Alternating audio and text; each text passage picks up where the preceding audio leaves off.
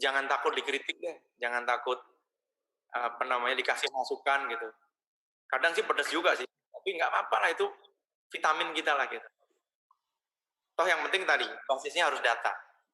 Sehingga kenapa itu saya sebutkan, biar membuat tim kita nggak ragu-ragu untuk mengkritik kita, untuk memberi masukan, memberi pemikiran, memberi ide, memberi hal-hal yang sifatnya inovasi gitu kan. Tapi kalau basisnya bukan data, mohon maaf. Sehingga tadi saya sebutkan juga, mau diisukan, mau difitnah, mau dimasukkan Twitter, santai aja, nggak apa-apa. Itu malah nanti amalan baik kita di kemudian hari gitu kira-kira. Gitu, saya kembalikan waktunya, silakan. Masih ada? Ya, makasih Pak Edi. Saya akan coba bacakan yang dari YouTube channel. Kita ada waktu sekitar 5 menit, Pak. Saya summary saja, ada 2 dari Pak Adrian dan Pak Suranta. Value apa yang seharusnya diberikan oleh seorang leader dalam menyikapi situasi VUCA seperti saat ini, di mana dibutuhkan tindakan disruptif, sehingga organisasinya tetap produktif dan memberi manfaat.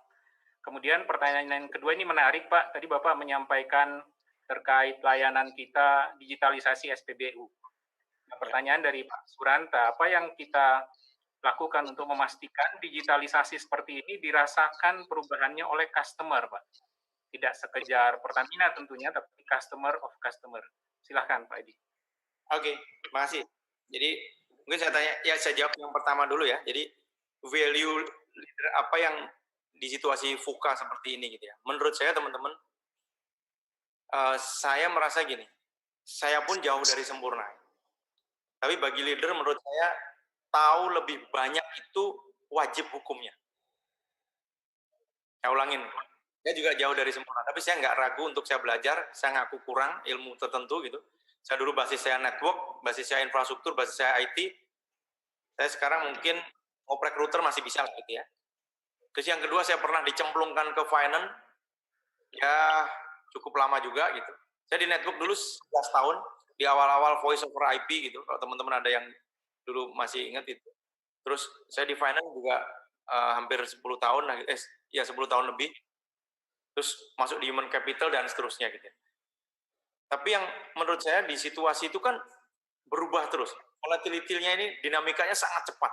Sehingga dengan background kita atau baca atau dapat reference, ikut seminar, webinar dan seterusnya itu yang menurut saya melengkapi seorang leader. Dan value apa yang menurut saya value-nya, kalau saya di enterprise sekarang yang saya pakai value ini, bahwa ayo berubah, gak nyerah gitu. Karena situasinya pas di enterprise-nya seperti itu gitu. Tapi itu kalau value common-nya barangkali high spirit lah gitu ya. Seorang leader harus punya spirit yang bagus, yang tahan banting dalam situasi yang dinamika serba cepat berubah gitu. Nggak terus nyerah, nggak terus manja, nggak terus hanya cari alasan. Karena menurut saya orang sukses itu hanya punya satu alasan. Alasannya nggak punya alasan. Tapi biasanya yang nggak sukses itu alasannya banyak tuh. Oh iya tuh karena si ini, karena itu gini dan seterusnya. Nah mudah-mudahan kita semua yang join gitu, saya mengingatkan diri saya sendiri dan teman-teman, ya kita bagian dari yang tadi. Kita yang nggak punya alasan untuk nyari alasan gitu. Itu yang pertama. Yang kedua tadi, benefit bagi customer. Terima kasih Pak Suranta, sahabat saya ini. Pak, betul. Jadi kalau kita lihat Pak, ujungnya bagi customer itu apa sih? Digitalisasi harus bawa efisiensi, harus bawa optimalisasi. Kalau nggak menghasilkan itu, maknanya kita nggak akan bisa berkontribusi apa-apa. Apakah hanya Telkom hanya sekedar mencari bisnis? Nggak hanya itu. Tapi harus memberikan benefit tadi. Benefitnya yang paling nyata bagi customer kita, baik retail maupun siapapun, efisiensi, optimalisasi. Kita pun juga nggak sendiri teman-teman. Di Telkom, jam 3 ini saya kick off dengan Pak Dirut. Itu salah satu partner yang diminta bikin framework. Ini di GCT tadinya, tapi pilotingnya di objeknya di enterprise. Yang kita akan membuat frame. Kalau Telkom support seluruh BUMN di Indonesia yang ada 140-an itu, yang kelas internasional itu seperti apa? Mulai dari teknologi, orang, bisnis proses, dan seterusnya. Dan use case-nya dipilih 3.